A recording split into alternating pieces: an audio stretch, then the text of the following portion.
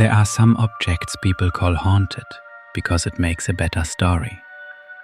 And then there are objects people refuse to joke about, not because they believe, because something happened when they didn't.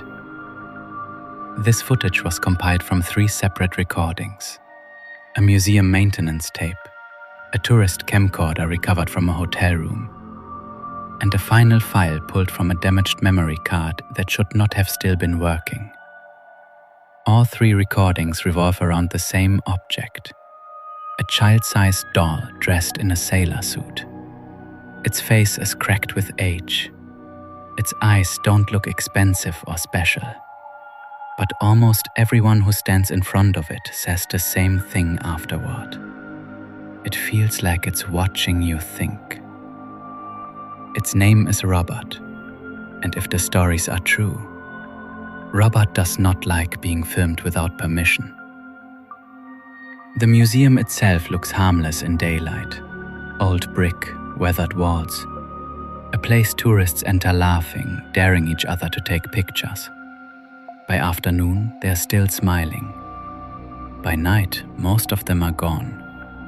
That's when the building starts sounding different.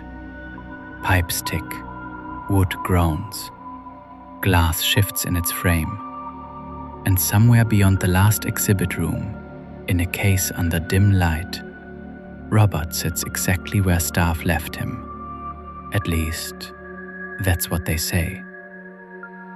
The first recording comes from an overnight maintenance worker named Elias Mercer.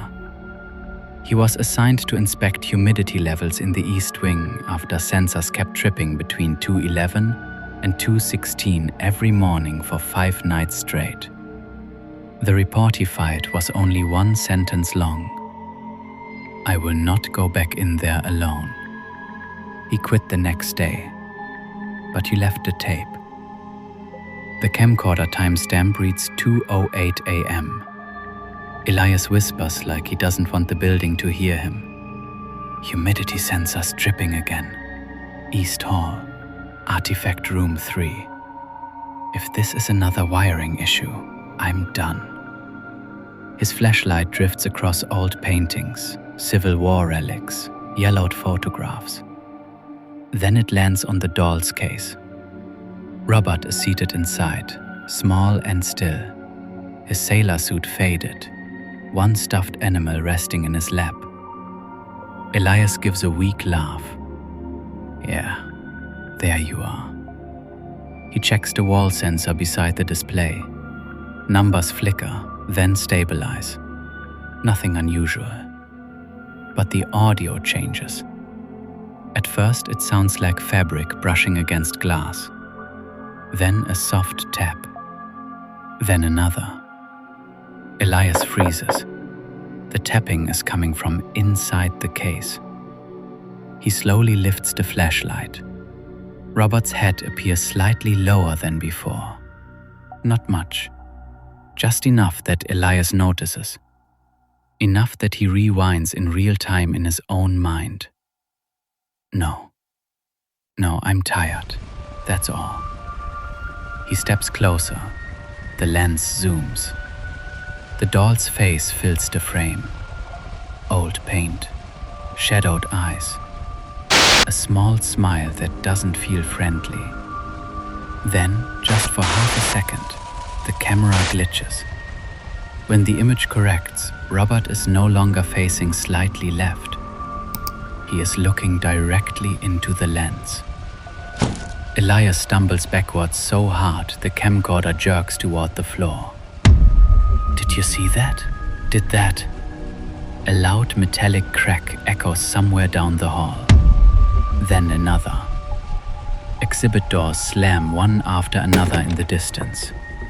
Not all at once, in sequence, like something is moving through the museum, toward him. Elias starts backing away, breathing harder. Then he says the one thing several letters later warn visitors never to say. "You're just a doll." The lights go out. For 6 full seconds, the camera records only blackness and Elias breathing. Then a childlike giggle sounds from somewhere beside him. Not in front of him, beside him. The flashlight snaps back on. The display case is empty. Elias screams. The tape ends there. After the maintenance footage was locked away, staff allegedly blamed stress, exhaustion, even editing. But that wasn't the disturbing part. The disturbing part was what started showing up in the museum mailbox afterward. Apology letters. Dozens of them. Then hundreds. People writing to Robert like he was alive, begging forgiveness for laughing at him, for mocking him, for taking his photo without asking, for leaving the building and finding their luck had changed overnight. Car accidents, broken bones, lost jobs, pets dying, nightmares. A woman reportedly wrote that after joking in front of Robert's case, every clock in her house stopped at the same minute for 2 nights. Another claimed her son began speaking to the sailor boy in the chair after returning home from vacation. Whether any of those stories were true almost didn't matter, because the second tape made people stop laughing. It was recorded by a couple visiting from out of state. The video begins in bright afternoon sunlight. They are joking. The woman is filming her husband as he leans toward Robert's case. "Come on, buddy," he says, grinning at the camera. "Give us your cursed face." The woman laughs behind the lens. Then she says, "Did you ask permission?" He rolls his eyes. "It's a doll." He snaps 3 close-up photos. The third photo captures something strange.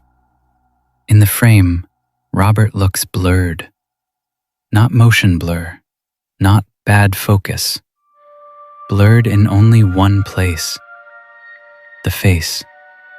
As if the features shifted while the rest remained still. The husband keeps smiling, but less now. "That's weird." A museum guide off camera says quietly, "You should ask nicely." The tone isn't playful. It isn't part of a performance. It sounds like genuine advice. The husband mutters an awkward apology toward the case. The couple leaves soon after. That should have been the end of it. But around 1:34 a.m., the camcorder starts recording again on its own. The room is dark. Hotel curtains open slightly in the sea breeze. Neither of them is awake. At first, the footage seems useless. Then there is a sound. 3 slow knocks from inside the room. The camcorder microphone distorts. The woman wakes first. "Did you hear that?" Another knock. This time closer. The husband sits up, annoyed, then confused. The bathroom door is open. The closet door is open. Neither was open when they went to sleep. The woman lifts the camcorder with shaking hands and points it toward the chair in the corner. Something small is sitting there, still, human-shaped. The lens struggles to focus. Then the husband turns on the lamp. The chair is empty. He laughs nervously and says it was clothes, shadows, stress. Then they hear the giggle, the exact same sound from Elias's tape. Thin, childlike, too close. The lamp bursts. The screen goes white with static. When the image returns, the woman is screaming. The husband is at the window, staring down into the parking lot below. All the car alarms are going off. Every single one. At once. The camcorder drops. still recording the carpet. A final line is captured before the battery dies. The husband whispers, "Why is it in the hallway?" The third recording was never meant to exist. It came from a memory card mailed to the museum in a plain envelope with no return address. No note, no explanation.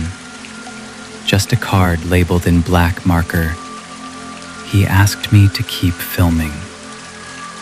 The recovered file begins with heavy breathing and the sound of tires over wet pavement. The camera operator never shows his face, only his voice. Male, mid-30s maybe? Panicked, trying not to sound panicked. "If anyone gets this, I went back. I know that was stupid. I know what people say, but I needed proof." Rain hits the windshield. The museum is ahead, closed for the night. He parks anyway. The footage cuts, then resumes inside. He got in somehow. No sign of forced entry, just dark hallways, emergency lights, and that same glass case waiting in the center of the room. Robert is inside again, exactly where he should be. The man laughs under his breath, but there is fear in it. "Okay, good. Good. So that's all this is. Stories." He circles the case with the camera. The air sounds wrong. Too quiet. Like the room is padded. Then he notices something taped to the inside of the glass. A child's drawing. Crude stick figure. Square room. Tiny black shape in the corner. And beneath it, in shaky handwriting, "He doesn't like when you leave." The man backs up. That wasn't there before. He pans the camera to the doorway. Nobody. When he points it back to the case, the drawing is gone. Not fallen. Gone. And Robert's lap is empty now. The stuffed toy he had been holding is no longer there. The man begins swearing under his breath. Then the camera catches it. Down the far hallway. A small stuffed figure lying in the center of the floor. He doesn't want to go after it, but he does. The way people always do in stories they don't survive.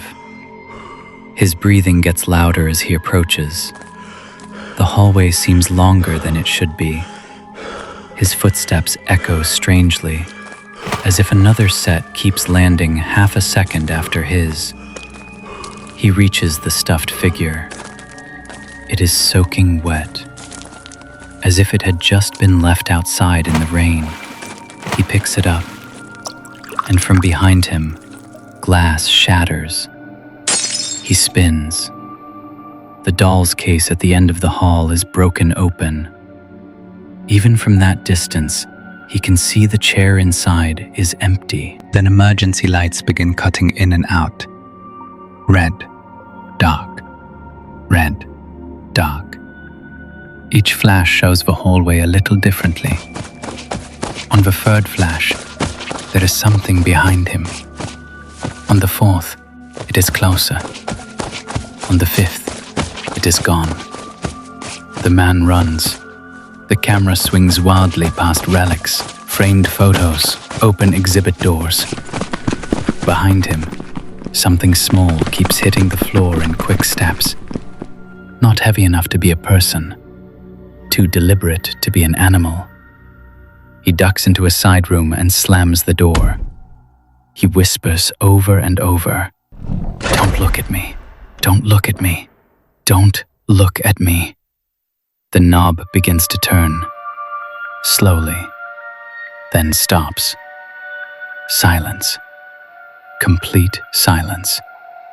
He dares to turn the camera. In the reflection of a framed glass portrait behind him, Robert is sitting in the room. not moving, just sitting near the wall, watching. The man starts sobbing. I said I was sorry. And for the first time in any of the recordings, a second voice answers. Soft, childlike, very close to the microphone. It says, "No, you didn't." The camera drops. The image twists sideways against the floor. We see only the lower half of the room. The man's shoes stumble backward, then stop. Something drags across the wood. Then there is a violent burst of static. When the signal clears one final time, the room is empty, except for Robert, placed neatly in the center of the frame, facing the camera, one arm raised slightly, as if waving goodbye. The memory card contained no more footage. No body was ever publicly connected to the recording. No official statement was released, and Robert remains where visitors can still see him, still dressed in white, still seated, still surrounded by letters from people who believe an apology can save them. Maybe they're wrong. Maybe every story tied to Robert is exaggeration, coincidence, hysteria wrapped in old glass and tourist fear. Or maybe some objects are not haunted because something entered them. Maybe they are haunted because something never left. So if you ever stand in front of Robert the doll and feel that strange pressure in the room, that sense that you've interrupted a thought already in progress, remember this. The people who mocked him wrote letters later. The people who asked permission left relieved. And the people who kept filming, some of them never explained what they saw. If you want more files they should have buried, subscribe to Fright Screams. And before you go, tell me in the comments, would you film Robert the doll? Or would you look away?